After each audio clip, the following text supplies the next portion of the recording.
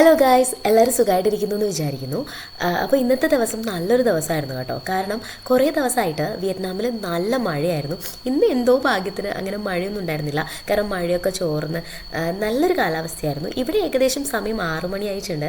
അപ്പം ബീച്ചേട്ടന് night shift ആയതുകൊണ്ട് തന്നെ ഈ ഒരു ടൈം ആകുമ്പോഴത്തേക്കാണ് വീട്ടിൽ തിരിച്ചെത്തുക.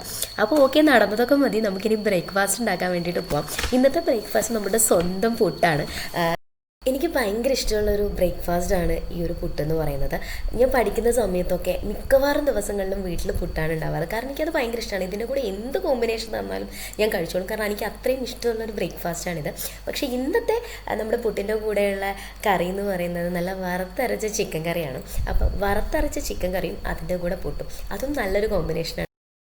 ഈ ഒരു കോമ്പിനേഷൻ നിങ്ങൾക്കും ഇഷ്ടമാണെങ്കിൽ ഒന്ന് കമൻറ്റ് ചെയ്യാം.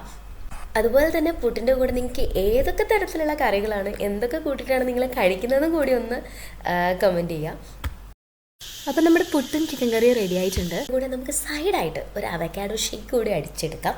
ഇപ്പോൾ വിയറ്റ്നാമിൽ ഇവിടെ അവക്കാഡോൻ്റെ സീസൺ ആയതുകൊണ്ട് തന്നെ ധാരാളം അവക്കാഡോ അവൈലബിൾ ആണ്. അതുകൊണ്ട് തന്നെ ചെറുതായിട്ടൊരു അവക്കാഡോ ഷേക്ക് കൂടി അടിക്കാമെന്ന് വിചാരിച്ചു. അങ്ങനെ പ്രാതൽ റെഡി ആയിട്ടുണ്ട്. പുട്ടും അതിൻ്റെ കൂടെ നല്ല വറുത്തരച്ച ചിക്കൻ കറിയും കൂടെ നല്ലൊരു അവക്കാഡോ ഷേക്കും കൂടി ആയപ്പോഴത്തേക്കും പ്രാതൽ പൊടി പൊടിച്ചു എന്ന് വേണം പറയാൻ.